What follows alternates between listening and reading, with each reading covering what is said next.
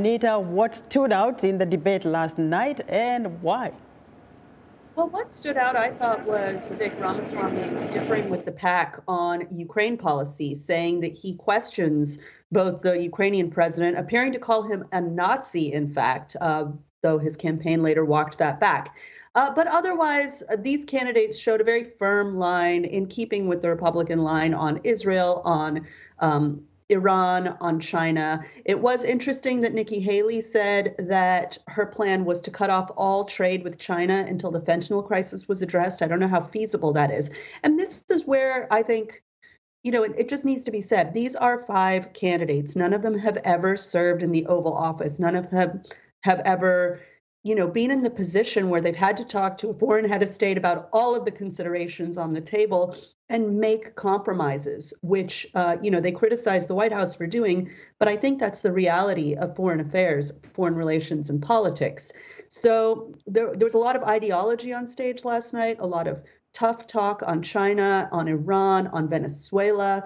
But this is just talk until one of them is standing there taking the oath. And as Carolyn said in her package, Trump is leading. He has a 61% lead against the others. DeSantis is in second place with a paltry 18%. So this has been a very interesting debate. This is 2 hours of America's life we will never get back.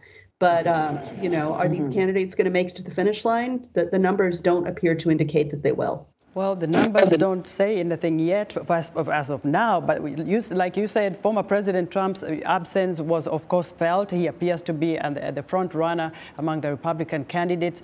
But who stood out here in terms of probably taking on Trump within the Republican Party as the real candidate for the upcoming elections?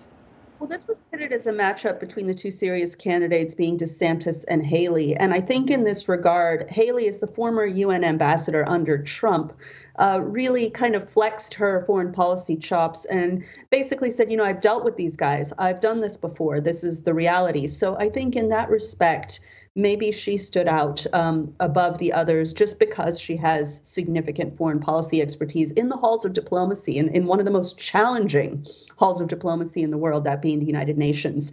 So I would say she stood out. But for another reason, Vivek Ramaswamy, who I think we could call a naif, a newcomer to politics, also stood out for his bold pronouncements that not grounded in his experience. He's a biotech entrepreneur. And as Haley memorably said to him, both Putin and she are salivating at the thought of somebody like you becoming president because of his lack of foreign policy experience. So for very different reasons, those two stood out to me.